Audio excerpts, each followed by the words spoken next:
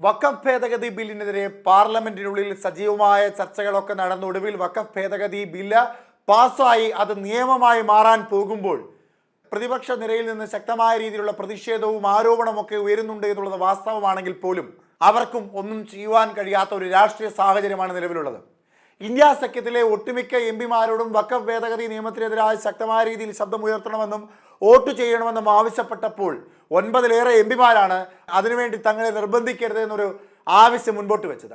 അത്തരത്തിൽ പ്രതിപക്ഷ പാർട്ടിക്കും കാര്യമായ രീതിയിൽ ശബ്ദമുയർത്തുവാൻ കഴിയാത്ത ഒരു സാഹചര്യം വഖഫ് ഭേദഗതി ബില്ല് പാർലമെന്റിനുള്ളിൽ ഉണ്ടാക്കിയിട്ടുണ്ട് എന്നുള്ളത് വാസ്തവം തന്നെയാണ്. BJPയെ സംബന്ധിച്ച നിലവിൽ വഖഫ് ഭേദഗതി ബില്ലിലൂടെ ലക്ഷ്യം വെക്കുന്നത് ക്രൈസ്തവ വോട്ടുകളാണ് എന്നുള്ള ആരോപണം കോൺഗ്രസ് ഉയർത്തിയിരുന്നു.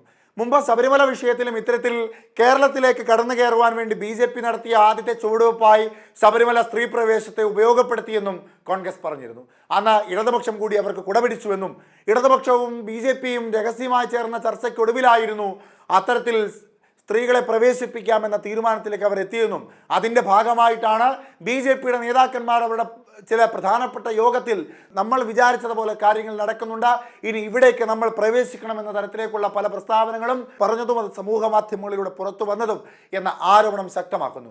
അത്തരത്തിൽ ഒരു കാലത്ത് ഹിന്ദു മതസ്ഥരെ കബളിപ്പിച്ചുകൊണ്ട് കേരളത്തിലേക്ക് കടന്നു കയറാൻ ശ്രമിക്കുന്ന BJP ഇപ്പോൾ ക്രൈസ്തവരെ പ്രീണിപ്പിച്ചുകൊണ്ട് മുസ്ലിം സമുദായത്തിനെതിരായ ശബ്ദമുയർത്തുന്ന ഏക പ്രസ്ഥാനം തങ്ങളാണെന്ന് പറഞ്ഞു വെച്ച ഇവിടെ ക്രൈസ്തവ ന്യൂനപക്ഷങ്ങളെ ചേർത്ത് നിർത്തി കേരളത്തിലേക്ക് അധികാരത്തിലേറുവാൻ വേണ്ടിയുള്ള എല്ലാ തന്ത്രങ്ങളും പയറ്റുകയാണ് എന്ന വാദം കോൺഗ്രസ് അടക്കമുള്ള പ്രതിപക്ഷ നിരയിലെ മുഖ്യ പാർട്ടികളെല്ലാം പറയുമ്പോൾ അതിനെതിരെ, അതായത് വഖഫ് ഭേദഗതിക്കെതിരെ ഇപ്പോൾ പുതിയൊരു സംഘടന രൂപീകരിക്കുവാൻ പോവുകയാണ് ഒരു വിഭാഗം.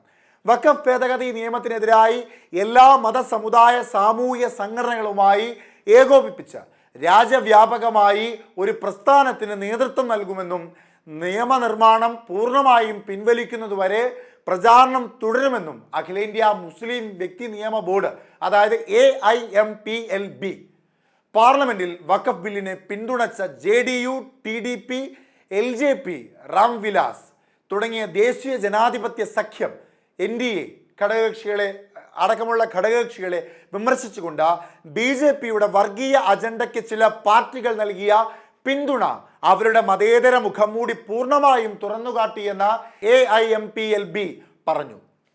ഈ ഭേദഗതികൾക്കെതിരെ എല്ലാ മതസമുദായിക സാമൂഹിക സംഘടനകളുമായി ഏകോപിപ്പിച്ച് രാജ്യവ്യാപകമായി ഒരു പ്രസ്ഥാനത്തിന് നേതൃത്വം നൽകുമെന്നും ഭേദഗതികൾ പൂർണ്ണമായും പിൻവലിക്കുന്നതുവരെ പ്രചാരണം തുടരുമെന്നും AIMPLB ഒരു പ്രസ്താവനയിൽ പറഞ്ഞു. നിരാശയോ ഭയമോ ആവശ്യമില്ലെന്ന് ബോർഡ് ഇന്ത്യയിലെ മുസ്ലിം സമുദായത്തിന് ഉറപ്പ് നൽകി. ഈ ലക്ഷ്യത്തിനായി ഒരു ത്യാഗത്തിനും നേതൃത്വം മടിക്കില്ല. രാജ്യത്തെ എല്ലാ നീതി തേടുന്ന ശക്തികളോടൊപ്പം ഈ അടിച്ചമർത്തൽ ഭേദഗതികൾക്കെതിരെ ഭരണഘടനാ ചട്ടക്കൂടിനുള്ളിൽ ശക്തമായ ഒരു പ്രസ്ഥാനം ആരംഭിക്കുമെന്ന് AIMLB പറഞ്ഞു.